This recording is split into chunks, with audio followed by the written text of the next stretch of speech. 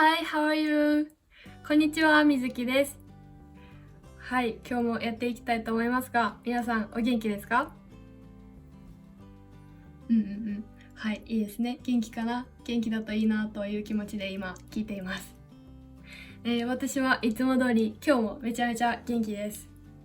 さっきちょうどお昼ご飯を食べて、で、少し眠たくなってきて、ちょうどこのいい感じにここに光があって、こっちに行くと合成みたいな感じになるので、そのまま吸い込まれていきそうな、そんな気分なんですけど、せっかく皆さんがここに来てくれているので、そんなことを言ってないで、今日も元気に喋っていこうと思います。みずきチャンネル。はい、このチャンネルでは日本人同士の自然な会話を聞いて、それで勉強していこうということを一つやっているんですけれども、日本人同士の自然な会話 with my mother ということで今日もやってみたいと思います。で、トピックいつもこれ急に伝えて、で自然な会話をしてみようということでやっています。で、今日のトピックは、嫌いな食べ物は何ですか？ねえ、皆さんも考えてみてくださいね。自分の嫌いな食べ物は何かなーって考えて、で、それでこの会話を聞いてみてください。はい、じゃあ始めていきたいと思います。いますか？はい、います。はい、よかった。じゃあ、早速、いつも通りと言ってもカメラがあるので難しいかもしれないんだけど、できるだけいつも通りやります。OK。はい、じゃあ、まず最初にね、一つ目の質問は、嫌いな食べ物は何？嫌いな食べ物。嫌いな食べ物といえば、とっても辛いものかな。辛すぎるものですかね。そうそう、キムチとかは好きなんだけど、すごく辛いものは嫌いかな。例えばじゃあそれはどんなものがあるかな？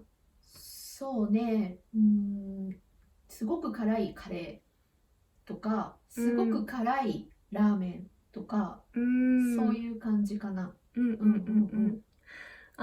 よくある辛いラーメンだと韓国の辛ラーメンとか、そういうものだとちょっと辛すぎるかなっていうそう、辛すぎる。そう。なるほど。まあね、日本よりもっと海外とかとんでもなく辛いものとかあると思うけど、やっぱりね、日本だともうそれぐらいでも結構辛いって思う人がたくさんいるかな。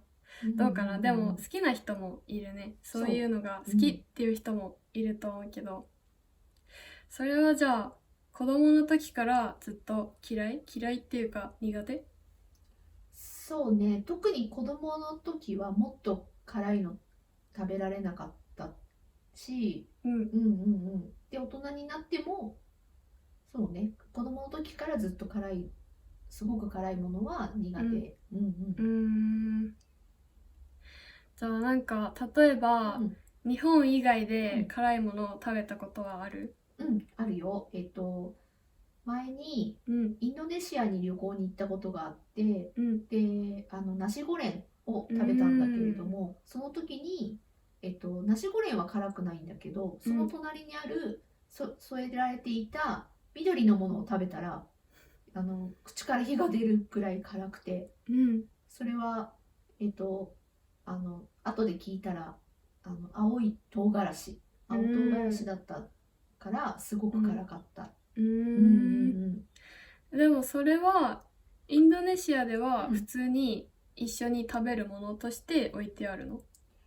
インドネシアの人たちがどのぐらい食べるかわからないんだけど、横に添えられてたから、辛くしたい人は少しかじってみたいな、そういうイメージだったみたい。でも、私は一口全部バクって食べちゃったから。なるほど。そう。なんかあれかな、わさびみたいなイメージかもしれない。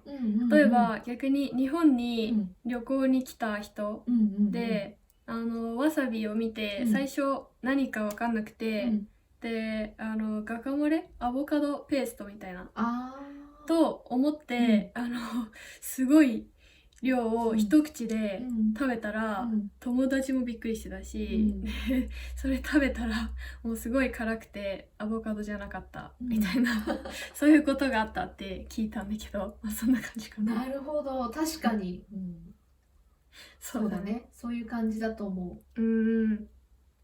OK、 そっか、じゃあそれは食べられないというところですね。はい、ありがとうございましたじゃあ今日は嫌いな食べ物についてということで、ここまでにしておきたいと思います。じゃあ今日も来てくれてありがとう。ありがとうどういたしましてが帰ってこなかった。どういたしまして。ごめんなさいはい、なんか無理やり言わせたみたいになってますけど、ありがとう、どういたしましてね。そんな感じの、はい、表現もよく日本でありますね。はい、皆さんどうでしたでしょうか。いろいろね、話が出てきましたけど、どこまで字幕なしで分かったかなってちょっと考えてみてください。で、もしこのトピックでもっと話してみたいなとか、もっといろいろ知りたいなって思ったら、プレプリでも私日本語教師でやってますんで、ぜひそっちにも遊びに来てください。はい、皆さん本日も見てくださってありがとうございます。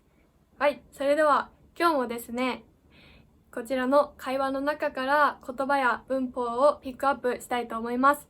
今日も3つ紹介していきたいと思います。はい、1つ目はですね、言葉でもあり文法とも言えるかなと思うんですけれども、1、子供の時です。はい、これですね、時っていう文法があります。英語で言うと when ですね。例えば、子供の時、私は納豆が嫌いでした。とか、子供の時、よく旅行に行きました。というように使います。はい。で、この時なんですけど、動詞の後に使う時は、例えば勉強をするときとか電車に乗るときというように、動詞の後にのがいらないんですけど、名詞の後につくとき、例えばさっきの子供のときとか、そうだな、食事のときとか、名詞の後につくときはのをつけることが多いかなと思います。はい、それでは2つ目。2つ目は嫌いな食べ物です。はい、こちら今日のトピックでしたね。例えば、嫌いな食べ物はありますか？とか、私の子供の時の嫌いな食べ物は納豆でした。とか、そういう風に使います。はい。